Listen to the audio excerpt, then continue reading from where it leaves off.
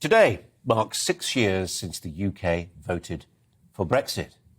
I was one of the 17.4 million who voted to leave. A majority of the British public, if not the Sky TV newsroom where I worked then, where the result was met with some gloom. Thankfully, Brexit is not the relationship wrecker it once was, but there will always be hardcore Remainers who persist, like Jacobites of old, in praying for the great rejoining.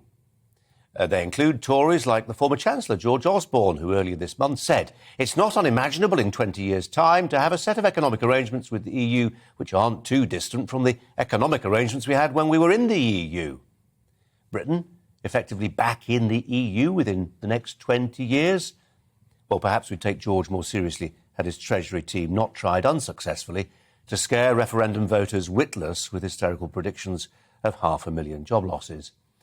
Of course, Remainer Tories like Osborne are thinner on the ground than they once were, but the flames of Labour's love affair with Brussels aren't fully extinguished either. They remind me a bit of those Japanese infantrymen who emerged from the jungle and their hideouts in the jungle in the 1970s, only to be told that World War II had long since finished. These people are fanatics. And a fanatic, as Winston Churchill once said, is someone who can't change his mind and won't change the subject. The likes of the cruelly named Lord Adonis, who last month tweeted this response to the French presidential election. Brexit Britain was isolated by Emmanuel Macron's victory, which was, said Adonis, a huge French vote of confidence in the European Union. Well, if it was, then what does that say about the massive vote this week against Macron, which renders him a lame duck president? A huge vote of confidence against the EU? Adonis doesn't say. You see, this is the problem with viewing the world through the prism of Brexit and no other. This is the problem with seeing almost anything that happens in the world as a setback for Brexit. This is the problem with wanting to build up what Remainers want you to believe is an unassailable case against Brexit, so that only a lunatic could claim it's been a success.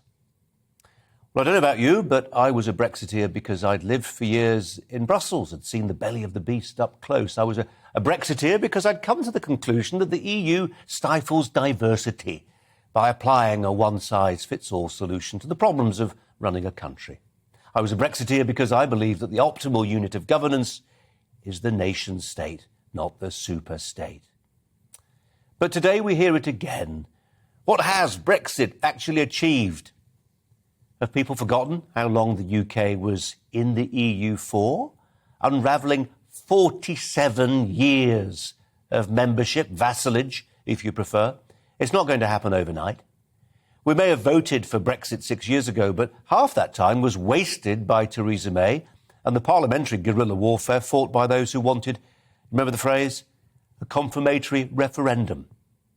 Take away 2 years for the pandemic and you start to realise that we are only in the foothills.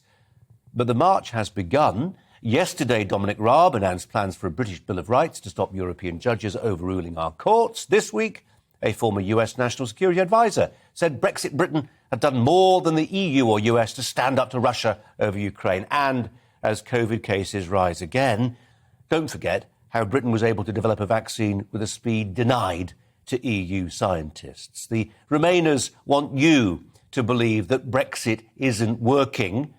The truth is, it's only just getting started.